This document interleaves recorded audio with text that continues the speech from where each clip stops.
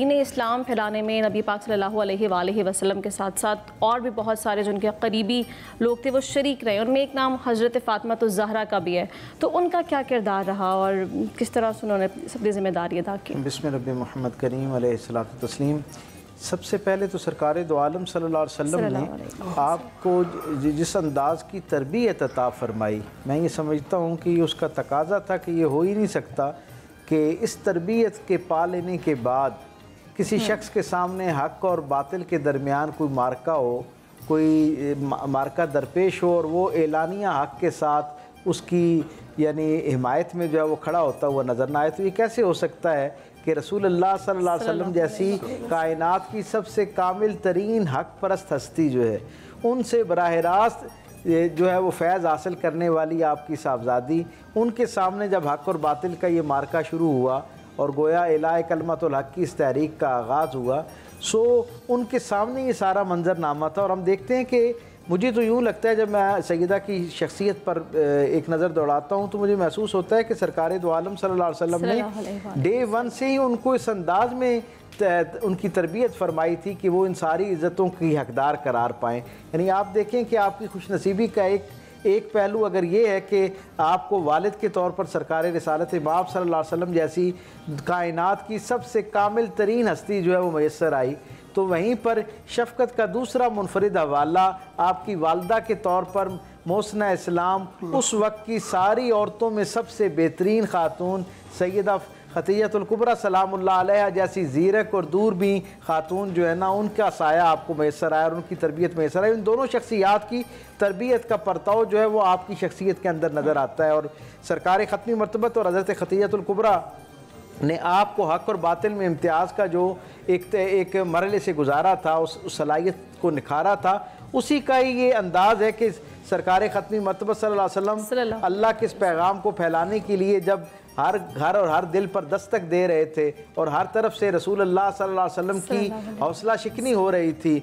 قول کی شکل میں بھی اور عمل کی شکل میں بھی، اور دشمنان اسلام اس درجے پر پہنچ چکے تھے کہ کریم آقا صلی اللہ علیہ وسلم اس حرم شریف کے اندر جو ان کے لیے بھی ان کے عقیدے کے مطابق بھی ایک متبرک جگہ تھی، وہاں سجدہ ریز ہو کے اللہ کے ساتھ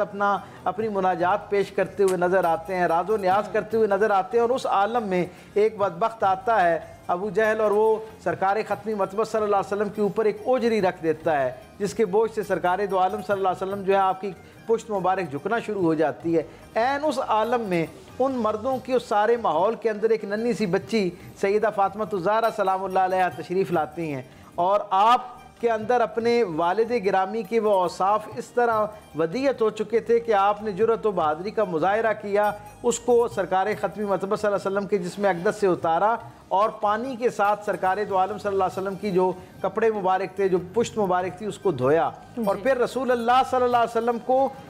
یعنی ایک معصوم سی بچی جو ہے اس سارے منظرنامے میں جہاں سارے لوگ حوصلہ شکنی کا ذریعہ بن رہے ہیں، وہاں یہ ایک معصوم چند سال کی بچی جو ہے وہ اپنے والد گرامی کو اللہ کے اس دین کو پھیلانے کے مشن کے اوپر جو ہے اپنی حمایت اور اپنی حوصلہ افزائی پیش کرتی ہوئی نظر آتی ہے۔ تو یہ وہاں سے ایک عظیمت کا سفر جو ہے وہ سرکار دو عالم صلی اللہ علیہ وسلم کے ساتھ آپ کا نظر آتا ہے، اور کوئی مجھے قابل ذکر مقام ایسا نظر نہیں آتا جسے تاریخ نے، سیرت کی کتابوں نے اپنے اندر محفوظ کیا ہو کہ جہاں سرکار ختمی مرتبہ صلی اللہ علیہ وسلم کو اس دین کے حوالے سے کسی مشکل کا سامنا ہو رہا ہو، اور وہاں پہ حضرت فاطمہ الزہرا سلام اللہ علیہا اس منظرنامے کے اندر رسول اللہ صلی اللہ علیہ وسلم کی ایک ہمدرد کے طور پر، ایک شفیق بیٹی کے طور پر آپ کی زندگی کا حصہ نہ ہو۔ یعنی آپ تصور کیجئے نا کہ کیا عالم ہے کہ احد کا میدان ہے اور سرکار ختمی مرتبہ صلی اللہ علیہ وسلم جو ہے آپ کو زخم لگتا ہے اور اس میں سے خون فوارے کی طرح نکلنا شروع ہو جاتا ہے۔ اب اصحاب رسول جیسی جلیل القدر ہستیاں،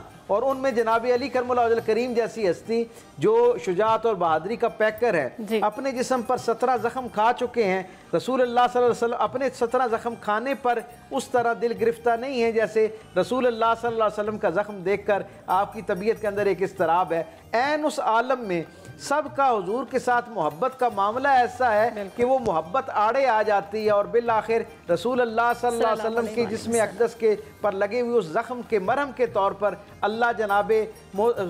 خدیجہ الکبریٰ کی اس عظیم الشان شہزادی، آپ کی تربیت یافتہ بیٹی حضرت فاطمہ الزہرا کا انتخاب کرتا ہے، اور پروردگار عالم اس وقت اپنے محبوب رسول کے زخم پر مرہم کے لیے جس ہستی کا انتخاب کرتا ہے وہ حضرت فاطمہ الزہرا سلام اللہ علیہ کی ہستی ہے۔ تو اس سے ہمیں یہ اندازہ ہوتا ہے کہ ہر مقام پر وہ یعنی سفر کا ہے، حضر کا ہے، کوئی باہر کی مشکل ہے، گھر کے اندر کی مشکل ہے، حضرت فاطمہ الزہرا سلام اللہ علیہ سرکار دو عالم صلی اللہ علیہ وسلم کی ایک بیٹی کی حیثیت سے بھی اور ایک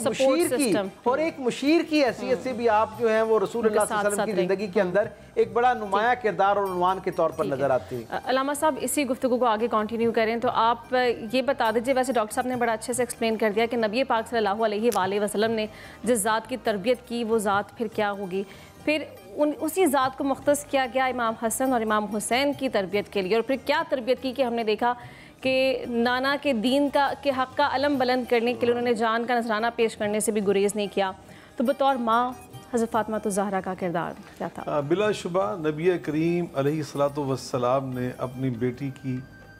جو اعلیٰ تربیت کی،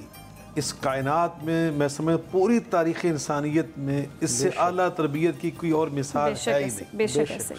علامہ امام ابن کثیر رحمۃ اللہ علیہ البدایہ والنہایہ میں ارشاد فرماتے ہیں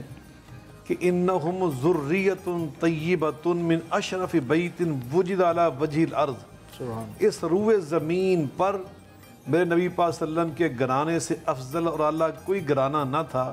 یہ اس گھرانے کی ذریت طیبہ ہے سیدہ فاطمہ الزہرا۔ بے شک ایسے اور آگے فرماتے ہیں یہ افضل بنات ہی صلی اللہ علیہ وسلم، میرے نبی پاک صلی اللہ علیہ وسلم کی ساری اولاد میں سے،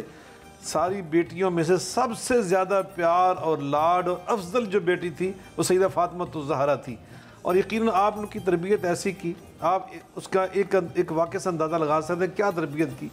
سیدہ فاطمہ الزہرا حاضر خدمت ہو کر بابا سے عرض کرتی، بابا جان اب تو بہت خوشحالی آ گئی، اتنی کنیزیں آ گئیں، غنیمت کے ڈھیر لگے ہوئے، مدینہ منورہ کا ہر گھر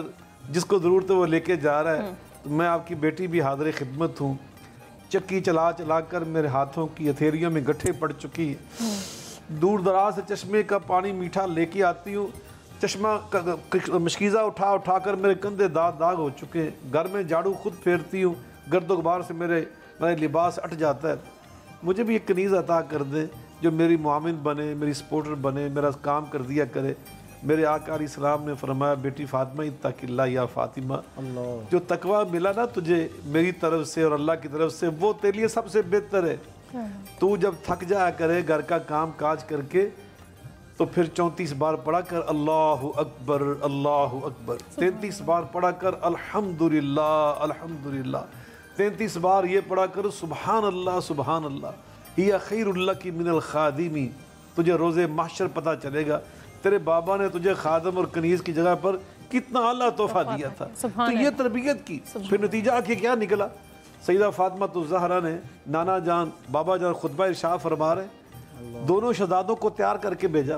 کہ جو نانا جان کا خطبہ سن کر ہو، یہ تربیت ہو رہی ہے نا ماں کی طرف سے کہ بچوں کو دین کے ساتھ وابستہ کیا جا رہا ہے، دین کی تعلیم حاصل کرنے کے لیے تیار کیا جا رہا ہے۔ علیہما قمیصان احمران یمشیان یسران، سر رنگ کی گلابی رنگ کی لمبے لمبے کرتے پہنائے شہزادوں کو، مسجد نبوی میں بھیج دیا۔ دوپہر کا ٹائم تھا، گرمی کا موسم تھا،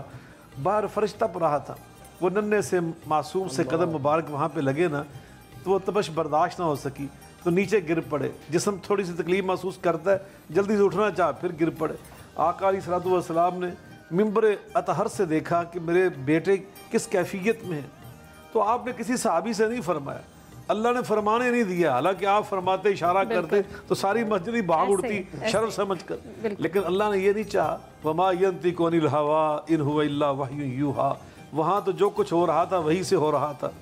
آپ نے خطبہ جمعہ چھوڑ دیا،